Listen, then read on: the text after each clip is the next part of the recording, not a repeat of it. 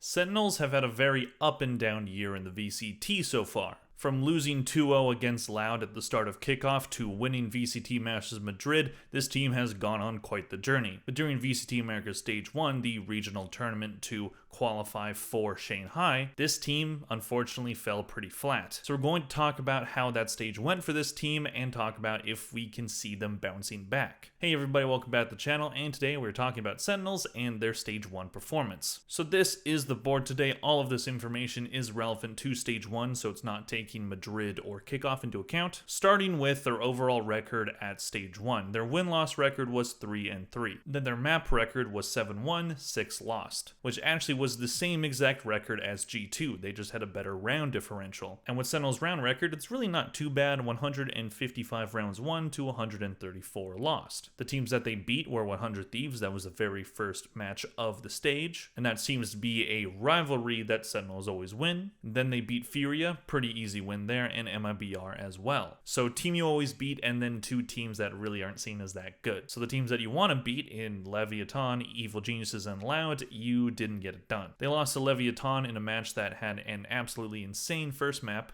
losing that one 19-17, absolutely insane match. It really went the distance, and it just felt like whoever won this first map was going to take the whole match. Because if you win this absolute gauntlet of a match, you have a lot of momentum going into the second map, whereas if you lose it, you've just gone through an absolute tiring gauntlet and you weren't able to put it over the finish line. And that's what happened. 13-11 was the next map, which was Leviathan's pick. So they lose their Lotus pick. I believe that was the first time Sentinels has lost Lotus. Then they lose on Leviathan's pick, Icebox, 13-11. So they did make it close, but it just felt like whoever won map 1, they were going to win map 2. Then against Evil Geniuses, we did see Sentinels really try to give their all. They did end up winning their map pick on Lotus after it looked like EG was going to take it pretty easily. Bind was pretty close as well, and so was Sunset. Evil Geniuses just really wanted that match. And then looking at the match that basically ended it for their season, their 2-0 loss against Loud. This was Loud finally getting revenge for the amount of times that Sentinels had beaten them during the season up until that point. I believe they are now 2-2 against each other on the year, but Loud is going through roster changes, so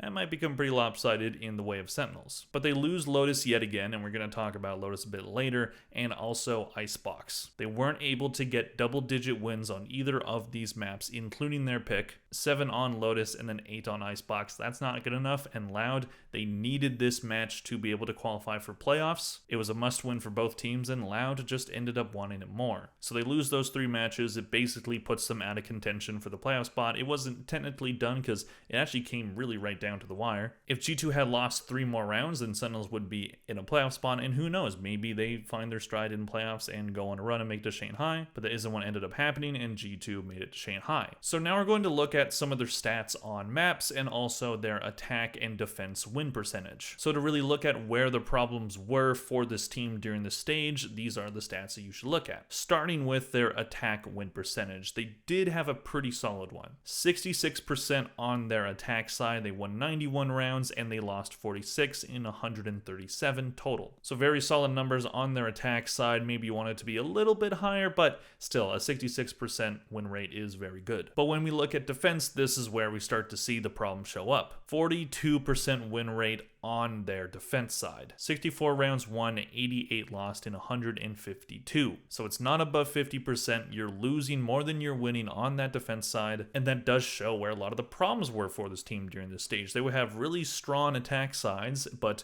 if they had that really bad defense side, then it just didn't matter at all. You can't always rely on coming back in the second half because that's your stronger side. You have to be solid on both, and that's what they were showing earlier in the year, but it just wasn't there for this stage. Moving on to their maps, so I want to talk about 2 maps, starting with Lotus. Heading into this stage, Sentinels had a perfect record on Lotus, but that quickly was not the case. We've already looked at a couple matches where they lost on this map, but their overall record was 2-2.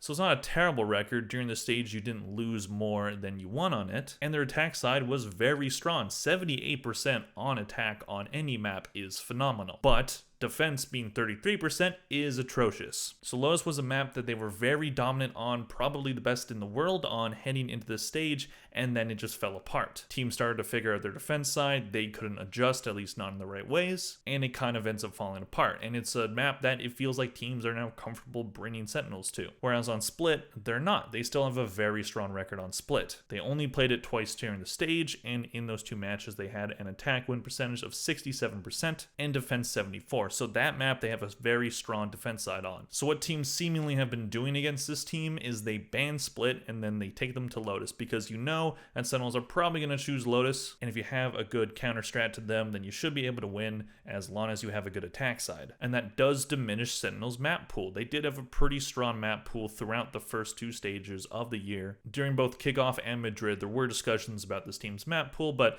the way that I looked at it, it's like, well, they were elite on 2 maps in Split and Lotus, and then they have some pretty good records on other maps like Bind, so it's really not anything that's too shallow. But now if one of your elite maps is now a map that you really struggle on, that you really get counter-stratted on, then that's not going to help you. So if they're going to bounce back later in the season and make it a champs, they need to figure out that defense side, they need to figure out their Lotus, or they need to figure out a different map that they can now have as their top 2 maps. If you have at least 2 maps that you're solid on, then you know teams are probably going to ban one of them, and then you're able to pick one. So if they can find their elite status on, say, Bind, maybe they start having a good sunset again, because that map, while I only played it once during the stage, definitely they started really good on that map when it came out, and now it's just kind of going downhill, but they're not terrible on that map. So definitely map pool is a bit of a concern for this team right now, but I am confident that they can figure it out. This team has played 19 matches in 2024 so far, so a lot of the discussion around this team and their possibility of bouncing back is the fact that they might just be really burnt out right now. They're probably pretty tired. They haven't had a lot of prep time. It was a quick turnaround from the end of Madrid to the start of stage 1. All true things and things that I can get behind, but at the same time, if you want to be known as one of the best teams in Valorant in its short history as a game, you can't just win one tournament. You have to be a team that wins consistently. Now we're at a point in Valorant esports where we should start seeing some consistently really good teams, maybe not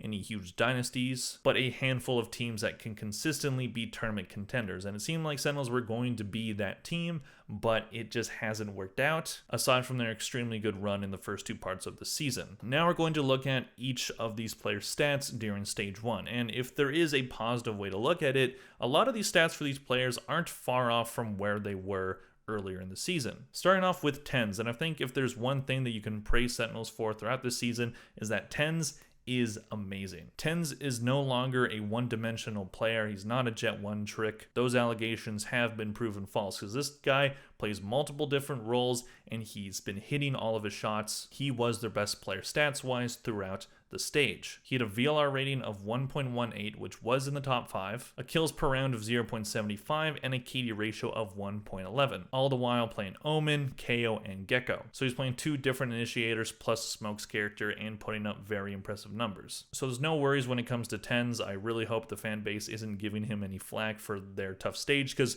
he was their best player. Moving on to arguably their second best player, we have JongQT, the IGL. He had a rating of 1.09, a kills per round of 0.67, and a KD ratio, the best on the team, 1.12. He was playing Viper and Cypher throughout the stage. JongQT is still a very good IGL. I feel like he still is in the learning process of being an IGL at this level. Keep in mind, this is his first year being a tier 1 IGL, and he has done a very good job so far. But if you're looking at stuff like their defense win percentage being poor, their map pool not being as good, you can put some of that on the IGL for sure, but he's still a rookie IGL, he still has a long way to go, and his individual numbers are still very good. So if him and Kaplan can figure out how to start counter-stratting all these teams, then I think Sentinels are going to be in a pretty good position, because JongQT is still a very talented IGL. Moving on to Zekin, who definitely isn't as good as he was earlier in this season. I think for the time being, he's lost his status as best player in the world right now. Aspas has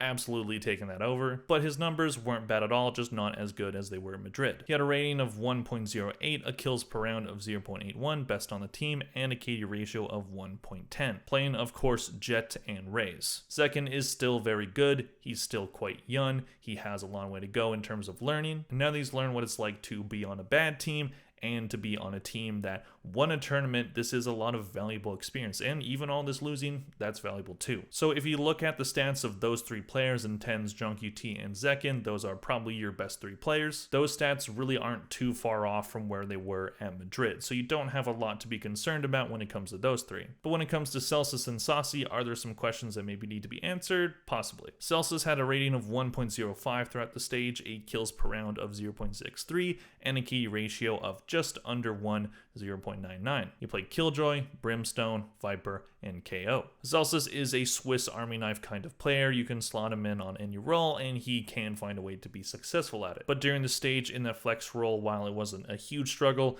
definitely not as good as where he was at Madrid. But still having a decent kills per round, and his key ratio isn't too far from where you would want it to be. So I don't have a lot of concerns when it comes to Celsius. He brings value by being a very good teammate and being consistently good in different roles. So if you can find maybe a bit more of the Madrid magic later in the season, I think they'll be okay. Saucy, I do think, is the biggest question mark on this team. While throughout the year so far, he's come up in some really big moments for Sentinels, his numbers overall are kind of mediocre. Even looking back to Madrid and Kickoff, he definitely had some maps where he was not looking good at all. Not that you're looking for him to be the big performer, but it definitely helps to have everyone on your team really hitting all your shots. During the stage, he had a rating of 0.94, which puts him well below the top 10, a kills per round of 0.58, lowest on the team, and a key ratio of 0.90, also lowest on the team. He was playing Skye, Fade, and Gecko. So again, you're not really looking for Saucy to be the guy who's putting up these huge numbers, but definitely playing an initiator role. You would hope for more than this. Maybe it was just a case of when this team isn't doing well, Saucy just can't find a way to thrive. Maybe he thrives better when he doesn't have a lot of pressure on him, but he is still a very valuable part of this team, and I do think he can bounce back. But is he going to put up similar numbers to Zekin or JunQT? No. So maybe in the offseason, if they look to make a change,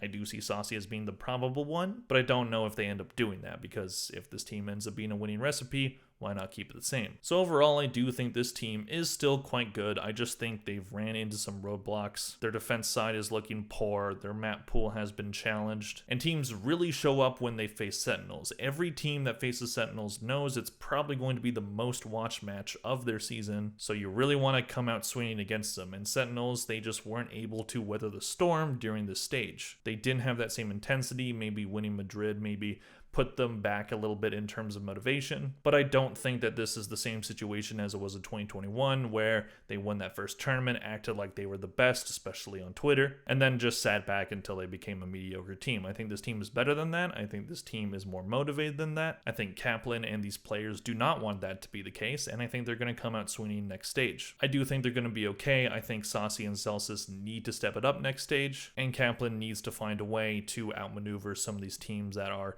coming at them with some, really good anti-stratting. So there you have it. That is the video. Let me know what you guys think in the comment section below. Do you think Sentinels can bounce back? Do you think they're done for? Do you think they win champions? All that good stuff. Please click like if you enjoyed this video. Thank you all very much for watching, and I'll see you guys in the next one. Bye.